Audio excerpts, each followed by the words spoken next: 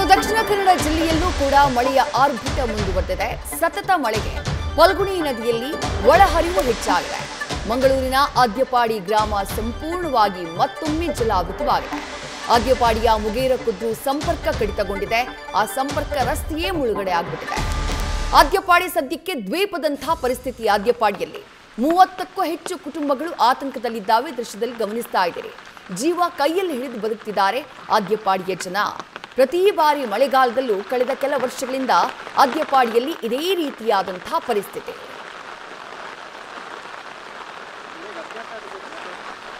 ಮಂಗಳೂರು ಹೊರವಲಯದ ಆದ್ಯಪಾಡಿ ಗ್ರಾಮ ಸಂಪೂರ್ಣ ಜಲಾವೃತಗೊಂಡಿದೆ.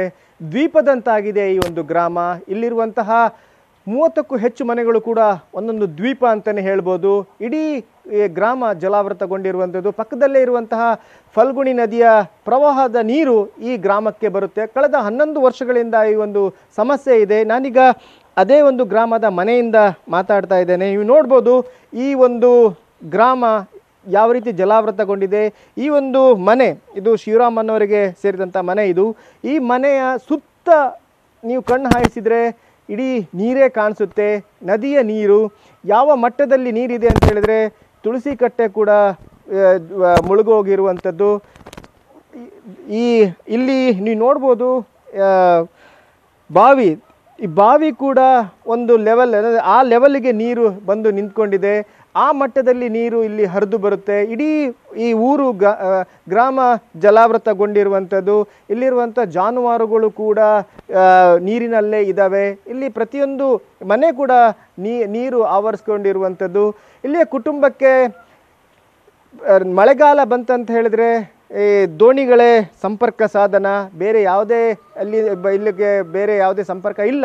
ಮಳೆಗಾಲ ಬಂತಂದರೆ ಈ ನದಿಯ ನೀರಲ್ಲಿ ದೋಣಿಯಲ್ಲೇ ಸಾಗಬೇಕಂತ ಅನಿವಾರ್ಯತೆ. ನೀವು ನೋಡ್ಬೋದು ಯಾವ ಮಟ್ಟದಲ್ಲಿ ನೀರು ಹರಿದು ಬರುತ್ತೆ. ಹಾಗೆಯೇ ಈ ಗ್ರಾಮ 4 ತಿಂಗಳು ಇಡೀ ಜಲಾವೃತಗೊಂಡಿರುತ್ತೆ.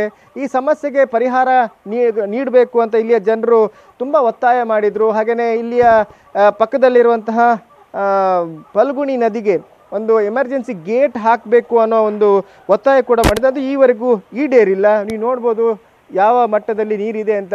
ಈ ಕುಡಿಯುವ ನೀರಿನ ಬಾವಿ ಕೂಡ ಆ ಲೆವೆಲಿಗೆ ನೀರು ಬಂದಿರುವಂಥದ್ದು. ದೋಣಿಯೇ ಇಲ್ಲಿಯ ಸಂಪರ್ಕ ಸಾಧನ. ಹಾಗೆಯೇ ಇಲ್ಲಿಯ ಪ್ರತಿಯೊಂದು ಮನೆಗೆ ಹೋಗಬೇಕಾದ್ರೂ ದೋಣಿಯಿಂದನೇ ಸಾಗಬೇಕು. ಇಲ್ಲಿ 30ಕ್ಕೂ ಹೆಚ್ಚು ಮನೆಗಳಿದ್ದಾವೆ. ಈ ಮನೆಗಳಿಗೆ ಒಂದು 7-8 ಮನೆಗಳಿಗೆ ದೋಣಿಗಳಿದ್ದಾವೆ. ಅವೇ ದೋಣಿಗಳು ಇಲ್ಲಿಯ ಜನರಿಗೆ ಸಂಪರ್ಕ ಸಾಧನ. ಇಲ್ಲಿಂದ ಏನಾದರೂ ಕೊಂಡು ಹೋಗಬೇಕಾದ್ರೆ ಅಥವಾ ಬೇರೆಯವರಿಗೆ ಯಾರಿಗಾದರೂ ಅನಾರೋಗ್ಯ ಆದರೆ ಅವರು ಇದೇ ಒಂದು ದೋಣಿಯಲ್ಲೇ ಸಾಗಬೇಕಾದಂಥ ಅನಿವಾರ್ಯತೆ. ಮತ್ತು ಒಂದು ವೇಳೆ ನೀರಿನ ಮಟ್ಟ ಹೆಚ್ಚಾದರೆ ಇಲ್ಲಿಯ ವಿದ್ಯುತ್ ಕಡಿತ ಆಗುತ್ತೆ. 1 ವಾರ ಕಾಲ ವಿದ್ಯುತ್ ಇರೋದಿಲ್ಲ. ಕತ್ತಲಲ್ಲಿಯೇ ರಾತ್ರಿ ಕಳಿಬೇಕಾದಂತಹ ಅನಿವಾರ್ಯತೆ ಇಲ್ಲಿಯ ಕುಟುಂಬಸ್ಥರಿಗೆ ಮತ್ತು ಇಲ್ಲಿಯ ಜನರಿಗಿರುವಂಥದ್ದು. ನ್ಯೂಸ್ ಫಸ್ಟ್ ನಿರ್ಭೀತಿಯಿಂದ ನಿಮ್ಮ ಪರವಾಗಿ.